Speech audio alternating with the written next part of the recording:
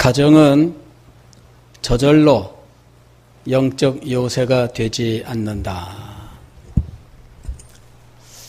이 말은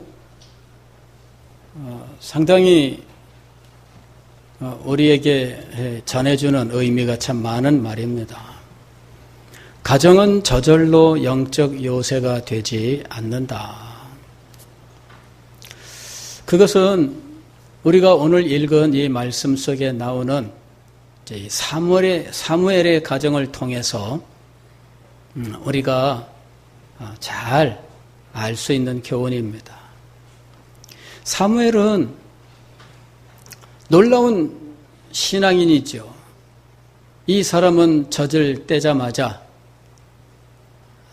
하나님의 집에서 맡겨져 성장했고, 소년 시절에 하나님의 음성을 듣고 하나님께서 그를 들어 사용하여 이스라엘 민족의 사사로 삼으셨고, 블레셋 족속들의 위협을 물리치고 이스라엘 나라를 세우는 위대한 일을 했던 인물이 바로 사무엘입니다.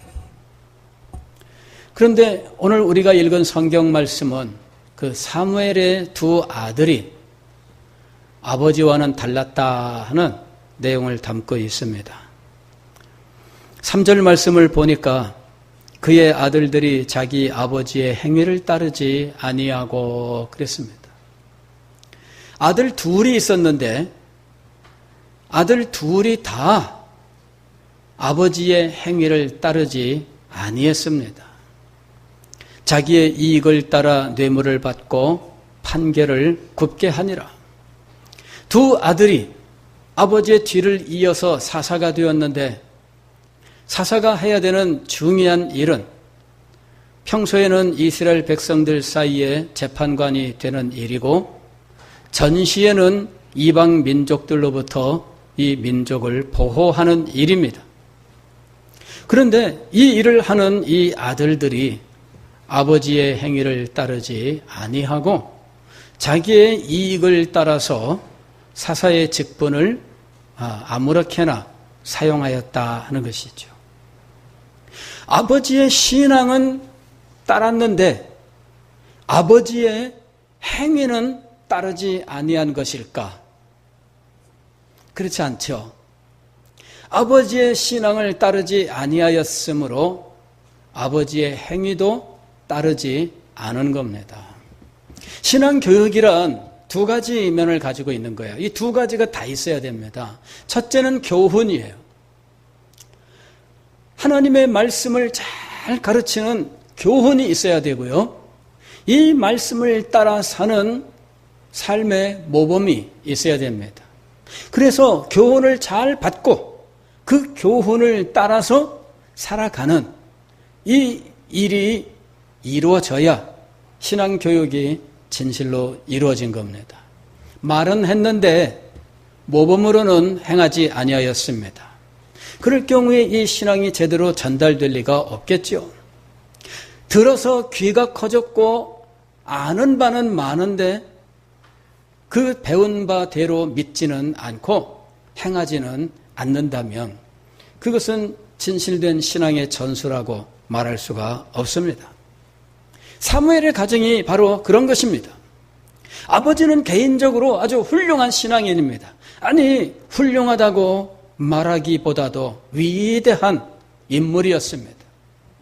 그는 이스라엘 민족 가운데에서 가장 뛰어난 인물이었고, 이스라엘 백성들이 하나님을 떠나 마음대로 살고 있을 때 그들을 미스바로 불러 회개 운동을 일으키고, 그리고 블레셋 족속들이 쳐들어왔을 때 그들을 물리쳐 에벤 에셀의 하나님 영광을 나타냈던 인물이 바로 사무엘입니다. 그리고 그는 이스라엘 백성들 모든 도시마다 다 방문하면서 그들의 삶을 하나님 나라 백성답게 살도록 인도했던 사람이었습니다. 그는 정말 이스라엘 백성들 가운데 둘째가라고 하면 서러울 만한 위대한 신앙인이었습니다. 그리고 이 사무엘에 대해서 감히 누가 잘못했다고 말할 수 있겠습니까? 그러나 제가 성경을 보면서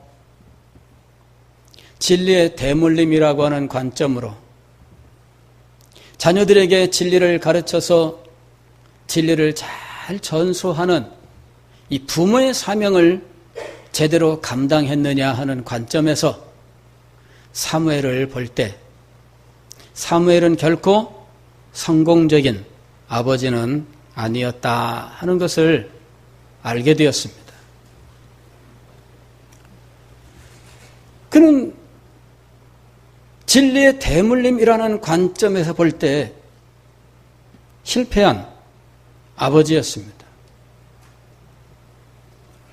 자녀 교육을 안 했다고 말하기는 어려울 겁니다.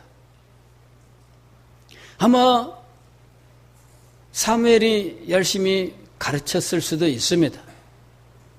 그러나 사무엘의 그 신앙이 아들들에게 제대로 전수되지 않았다는 것이죠.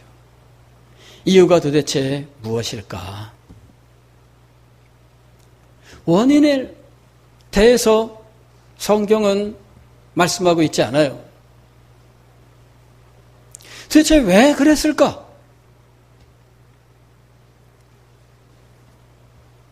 우리가 지난주에 사사기 2장에서 복임 사건을 보았는데 복임 사건 이후에 사사기 2장 6절 이하에서는 모세와 그리고 하나님의 큰 역사를 목격했던 장로들과 그 다음 세대가 죽고 난 이후에 그 후대는 하나님을 알지 못하였다라고 말씀하고 있습니다.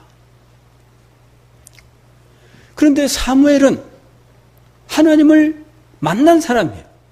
하나님께 위대한 사명을 받고 그 사명을 위해서 충성을 다했던 인물입니다.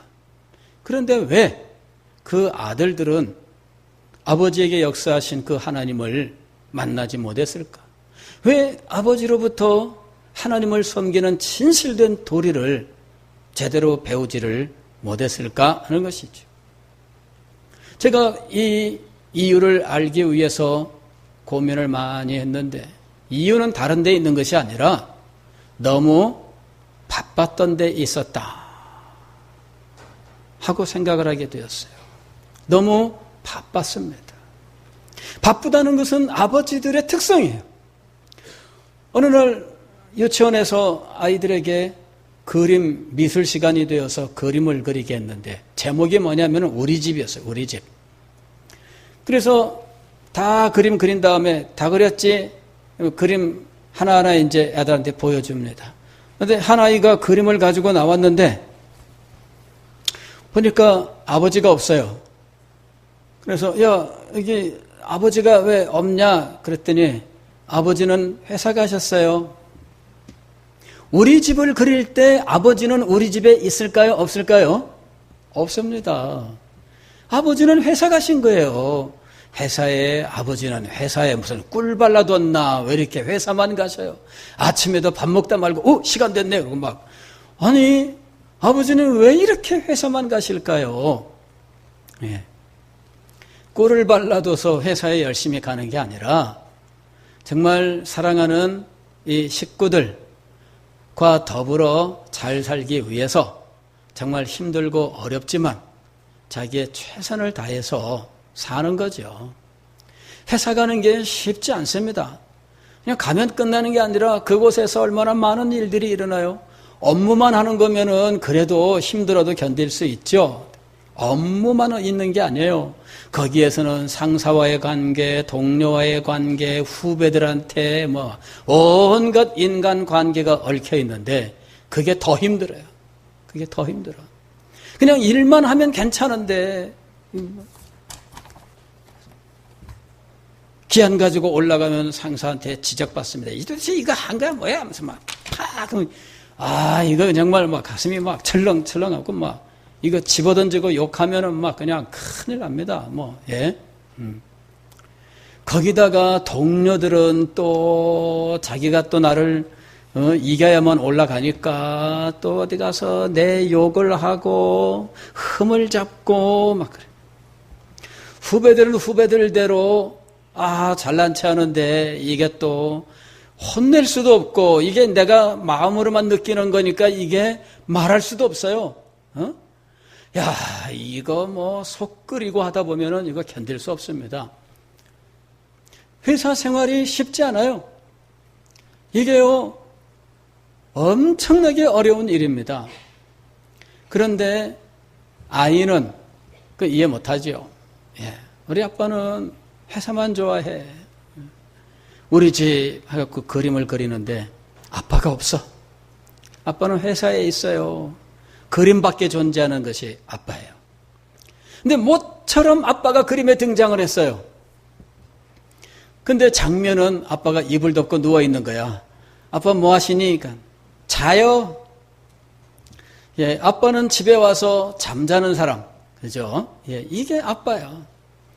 그러니 아빠에게 뭔 의미 있는 것을 배울 수 있겠어요. 그렇죠? 예, 아빠들이 자녀들 교육하는데 정말 기회가 없어요. 몰라요. 요새 젊은 아빠들은 잘하시는 것 같아요. 예, 요새 젊은 아빠들은 자상하고 또 자녀들 위해서 시간 많이 내고 그럽니다만은 옛날 아버지들은 자상하면 안 되는 것 같이, 그죠? 예, 자상하면은 아버지 자격이 없는 것처럼 얼마나 아버지들이 그랬나 몰라요. 바쁘지요, 투박하지요. 그러나 아버지는 누구보다 자녀를 사랑하고 식구들을 사랑해요. 사실 알고 보면 아버지의 속마음은 드러나지 않았을 뿐이지 속마음으로는 정말 이 세상 그 누구에게도 비할 수 없는 이런 사랑과 자비로움을 가지고 있어요. 걱정하고 염려하고 무엇이든 더해주고 싶고 이런 마음이 아버지들의 마음이에요. 근데 이걸 표현할 수 있는 기회가 없어요. 자녀들의 신앙에 대해서도 걱정합니다. 보통 아버지들은 자기는 믿음이 없어도 자식들은 믿음이 좋기를 원합니다. 그게 아버지들의 마음이에요. 야, 나는 그래도 니네는 좀 제대로 잘, 이런 마음이 이게 아버지의 마음이에요. 사무엘이 아마 자녀 교육에 대해서 관심을 안 가진 것은 아닐 거예요. 그러나 현실적으로는 신앙교육을 시키는데 쉽지 않았어요. 우리 친구 목사님들 중에도 개척하는 목사님 보니까요, 집에다가 애들끼리만 놔두고 늘 교회 일로. 그래, 아이들을 어떻게 해주기가 힘들어요. 애들만 놔두면은 TV만 보고 이 컴퓨터만 한다고, 컴퓨터 이거 못하게 한다고 이 사모님이 가방에서 뭘 주스면서 꺼내. 그러면서 나 이거 가지고 나왔어요. 보니까는 전기 코드 그걸 들고 나오셨더라고. 그래가지고 에이고 참, 애들이 그거 어디서나 구해다가 연결하면 되지 그거 들고 나온다고 그래 애들이 그래 컴퓨터 못하냐 그랬더니 세상에, 그랬더니 정말 그렇네. 그거 가지고 1,000원 2,000원이면 사잖아요.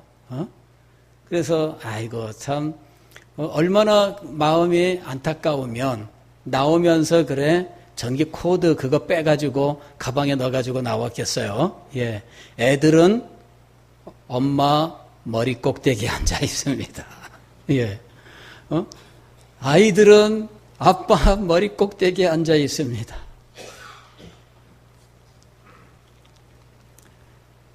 가정은 저절로 영적 요새가 되지 않습니다.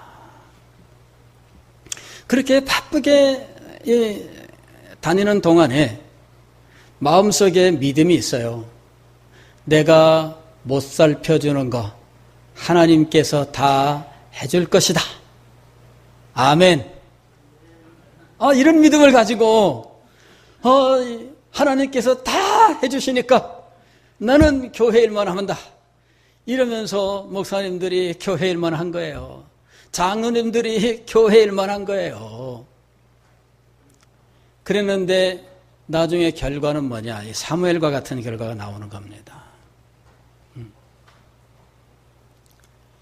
내가 교회를 힘쓰면, 내가 이렇게 충성을 다하면 하나님이 이 자녀들 신앙교육은 저절로 시켜주실 줄로 믿습니다. 그리고 한 거예요. 그랬는데 어느 날 이 아들이 밤 11시가 돼도 집에 안 들어와요. 12시가 돼도 집에 안 들어와요. 목사님은 새벽기도 인도해야 된다고 잠들었는데 사모님은 아들이 안 들어오니까 잠을 못 자요. 이제나 저제나 하다가 띵동 문 열고 봤더니 애가 하고 있는데 이거 걸치고 온 거예요. 대학 들어가서 이게 모임에 가면 우리 사회는 술 권하는 사회잖아요. 술 안 먹으면 지는 것 같아. 그래서 이걸 먹고서는 아이가 이제 들어온 거예요. 아이고야 철렁 해가지고 사모님이 이 아들 그냥 소리도 크게 못 내고 목사님 깰까봐 집에다 방에다 넣어놓고 문을 탁 닫아 걸었는데 가슴이 벌렁벌렁 야 이거 이제 어떡하지. 그 다음부터 아들 방에 청소하러 들어가면은 담배 냄새가 그냥 배가지고 말이야.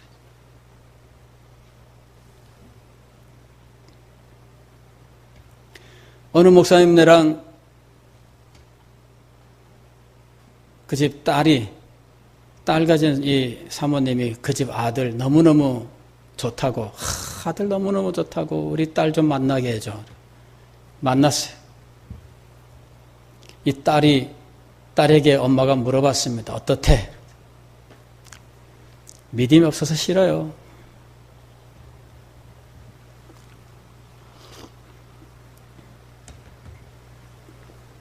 저절로 되는 것이 없습니다. 자녀 교육은 저절로 되지 않습니다. 예. 일단 이 대원리를 우리가 확인해야 돼요. 자녀 교육은 내가 하나님 앞에 기도하고 그냥 믿습니다. 그러면 되는 게 아니에요. 부모가 자기가 해야 될 역할을 제대로 해야 돼요. 사무엘은 이 원리를 깨달을 수 있는 기회가 있었어요. 어린 시절에 하나님의 집에서 컸지 않습니까? 그때 그를 양육한 사람이 엘리 제사장입니다. 그런데 엘리 제사장의 아들들이 아버지 현직에 아직도 있지만 이미 늙어서 제대로 이 일선에서 활동을 못하니까 이제 아들들이 아버지 대신 일을 하게 되었는데 말이 아닙니다. 그냥 재물을 삶고 있는데 종을 보내서 턱턱 건져가질 않나 아주 이게 참 말이 아니에요. 그런데 엘리가 아들들을 제대로 지도를 하지를 못합니다.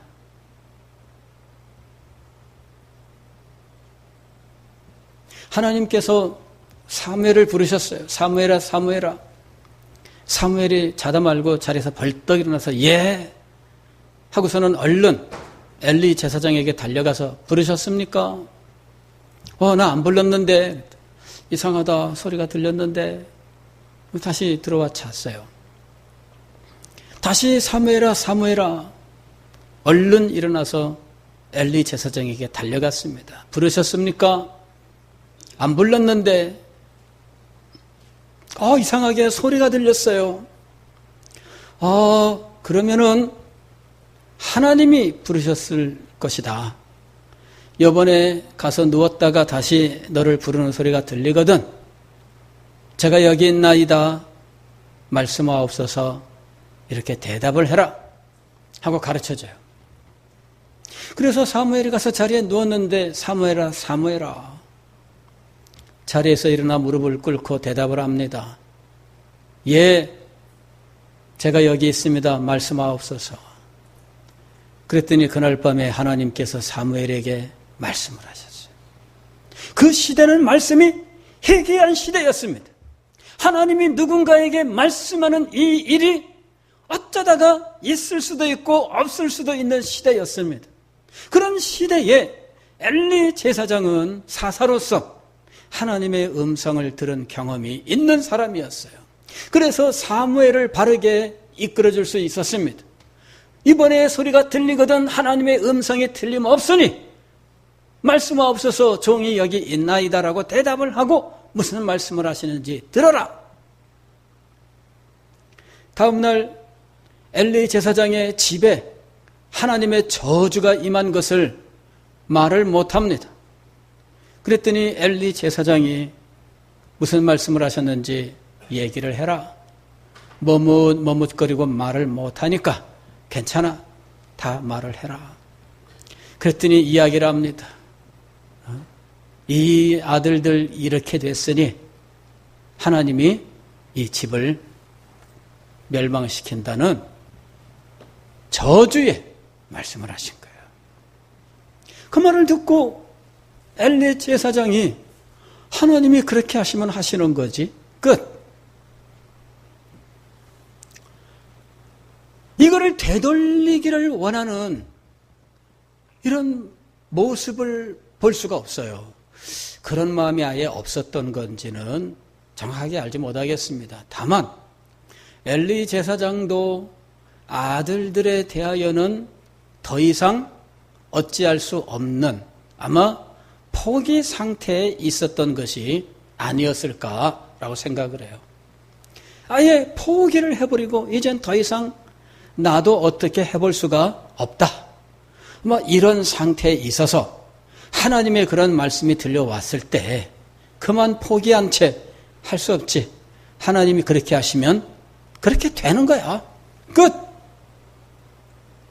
저는 이 엘리 제사장의 이 모습을 보면서 깜짝 놀랐어요. 그럴 수 있을까? 근데 여러분, 사실 이 나이듦이라고 하는 것은 어쩌면 그렇게 되는 것일 수도 있다 하는 생각이 들어요. 저도 이제 이 세월이 흐르고 보니까 어쩌면 나이듦, 우리 성경 번역된 대로 하면은 늙으면, 어디 신방 가서 늙으면 그랬더니 제가 늙었다고 말했다고 막 얼마나 저한테 두고두고 뭐라고 하셨는지 성경 말씀을 읽었는데 나를 늙은이라고 했다고 막 얼마나 여러분 그렇게 하지 마세요. 성경에 나오는 말입니다. 사무엘도 어떤 상태였어요? 늙음에 그랬어요. 예전에는 이게 무슨 말인지 저도 이해를 못했습니다. 세월이 흐르고 아이들이 크고 해보니까 이제는 아이들에게 예전처럼 말할 수가 없습니다. 아이들이 뭐라고 하면 그 말을 외면할 수 없습니다. 아이들이 점점 말에 소위 말하면 속된 말로 하면 말빨이 세지고 부모들은 점점 말빨이 사라져요. 그게 늙으면 이런 그 일반적인 현상이죠. 크면 아이들이 부모를 멸시하기 시작을 해요. 마음으로 멸시하는 건 아니겠죠. 그러나 말하는 것이 그건 알긴 뭘 알아요. 애들 때는 부모가 제일 잘 아는 줄 알지만 그거 보면 자기가 더 많이 알고 더 잘한다고 생각을 해요. 그래서 말투가 달라요. 그거는 엄마가 몰라서 그러는 거예요.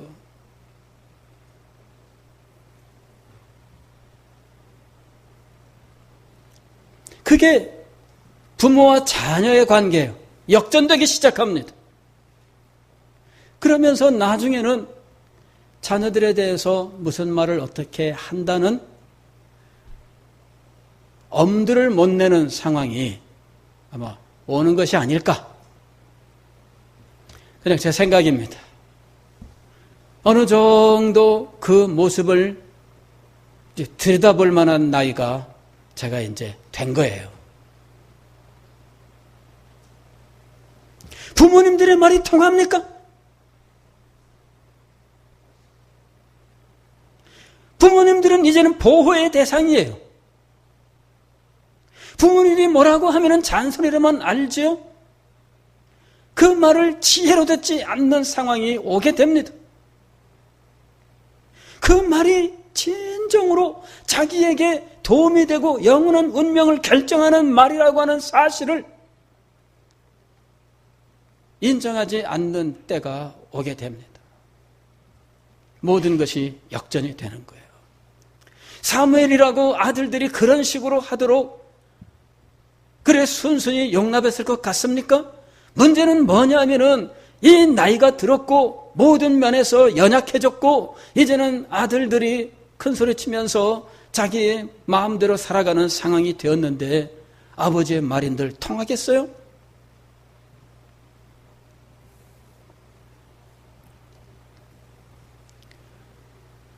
아이들을 가르쳐야 되는 그때에 아버지는 너무 바빴어요.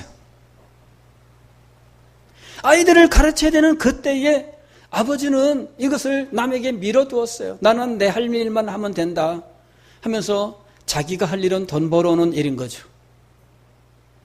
자기의 일을 거기에다만 한정시켰을 때 요새 한 50 전후한 아버지들의 넋두리 이런 게 있습니다. 집안에 부인과 애들은 영화 보러 가고 자기는 집에서 라면 끓여 먹고 있고 혼자 앉아서 혼술하고 있습니다 이러는 거야.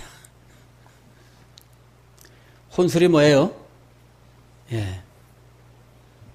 술 한 잔 한 병 사다 놓고 혼자서 그러면서 갑자기 서글픔이 밀려왔대요. 내가 지금까지 한눈 안 팔고 열심히 살았는데 뭐냐? 갑자기 자기에게 그런 마음이 확 드는 거죠. 그래 이런 사람들의 넋두리에 다들 공감을 해서 어쩌면 나도 그래요. 이러는 거예요.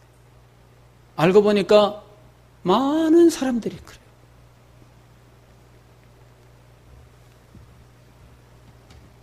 여러분 아주 힘이 있고 기회가 있을 때 자기의 할 일을 오로지 돈 버는 것에다만 집중시켜 놓으면 안 됩니다. 이거 어리석은 거예요. 내가 할 일이 왜 그것밖에 아닙니까? 식구들하고 함께하는 시간을 많이 가지시고 무엇보다도 자녀들과 대화하고 하는 시간을 많이 가지시되 여러분은 진리의 대물림의 사명을 갖고 있다는 분명한 사명의식을 가지고 이 일을 감당해야 돼요. 여러분, 사무엘은 어린 시절에 엘리 제사장의 집안에서 일어난 일을 보았지만 그것을 이해할 수 있을 만한 정도는 아니었을 거라고 봅니다. 너무 어렸어요. 그거는 그냥 하나의 사실일 뿐이지 그에게 교훈이 되지는 않은 거였어요. 그리고 어느덧 늙어 더 이상 자녀들에게 말이 통하지 않는 연령이 되었어요. 어떻게 해야 될까요? 다윗도 실패한 아버지입니다. 개인적인 신앙으로는 훌륭한 분이죠. 그는 아브라함과 다윗의 자손 예수 그리스도의 그 족보의 중시조로 올라가는 인물이에요. 다윗은 하나님의 마음에 합한 인물이었습니다. 하나님에게 기쁨이 되는 인물이었습니다. 그러나 진리의 대물림의 관점에서 보면 다윗은 실패자예요. 다윗도 너무 바빴습니다. 젊은 시절에 사울왕에게 쫓겨 이방 땅을 전전해야 했고, 그리고는 거친 삶을 살아왔던 인물이었습니다. 그러면서 하나님 앞에 기도하고 찬양하는 개인적인 신앙은 정말 우리가 따라갈 수 없을 만큼 발전했지만, 그러나 자녀들을 믿음으로 양육할 수 있는 기회는 갖지 못했어요. 겨우 왕궁에 들어와서 삶이 안정되었을 때 아이들은 부모의 슬하를 떠나 있는 상황이었어요.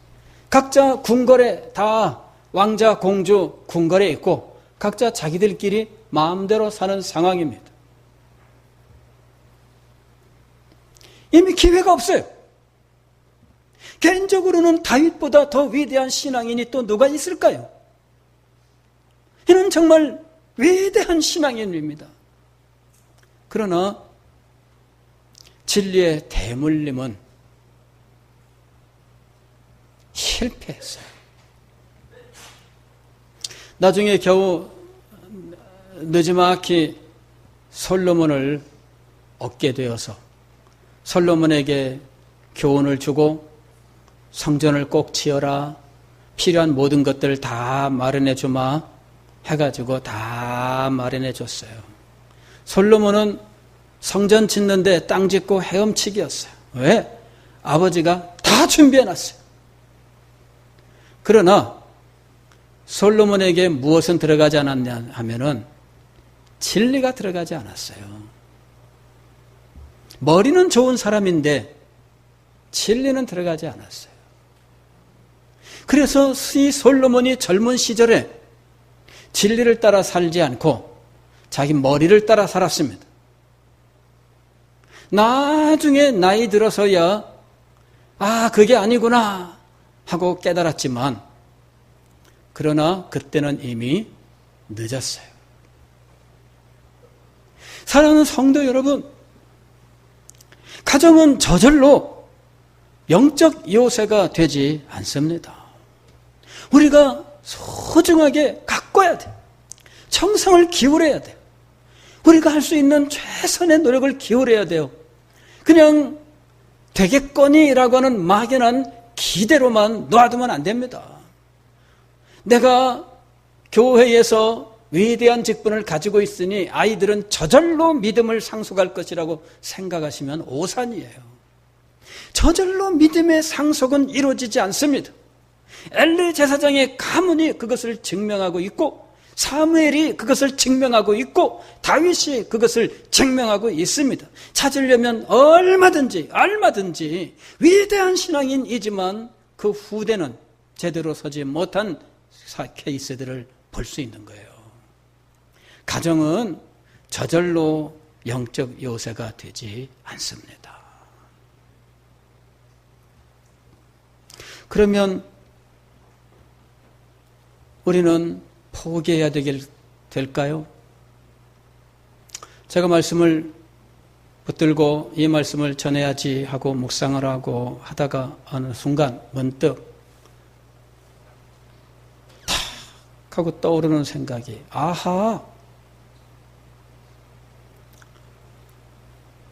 탕자의 아버지가 있구나.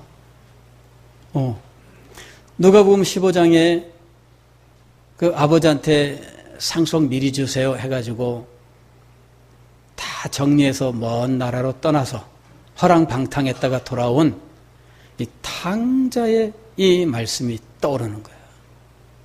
누가복음 15장에 이 아버지도 실패한 아버지였어요. 그런데 회복된 아버지가 되었어요. 이것이 소망이구나. 우리 하나님께서 역사하시면 실패한 아버지가 성공한 아버지가 될 수 있구나. 그것을 깨달은 거예요. 할렐루야. 여러분, 실패한 아버지들이라고 해서 절망하실 필요 없습니다. 엘리 제사장과 같은 반응을 보일 필요가 없습니다. 저는 엘리 제사장을 보면서 가슴이 아팠어요. 이 아버지는 아들들에 대하여 더 이상의 소망을 갖지 못하고 포기하고 절망했구나. 엘리 제사장은 너무너무 불쌍해. 할 수 없지.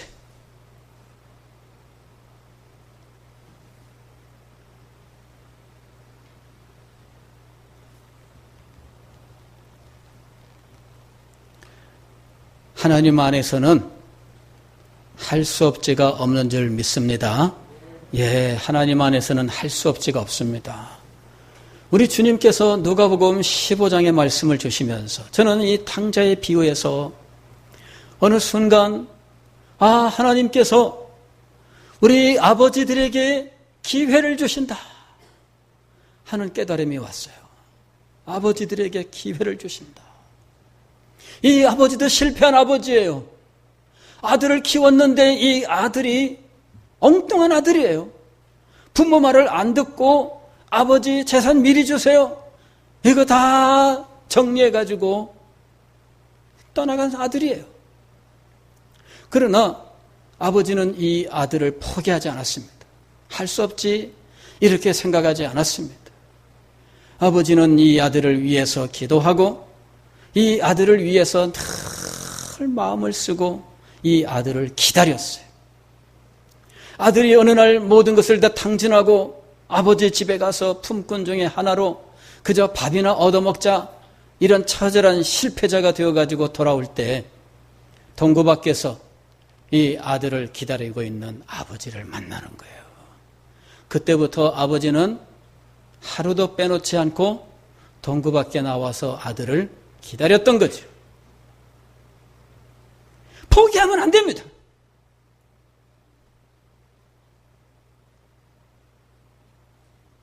이 아버지는 포기하지 않았어요.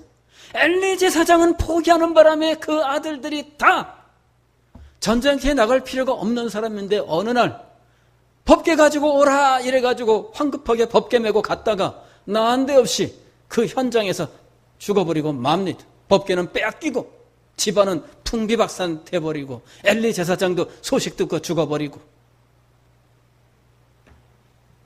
포기하면 그런 결과가 오는 거예요. 포기하면 안 됩니다.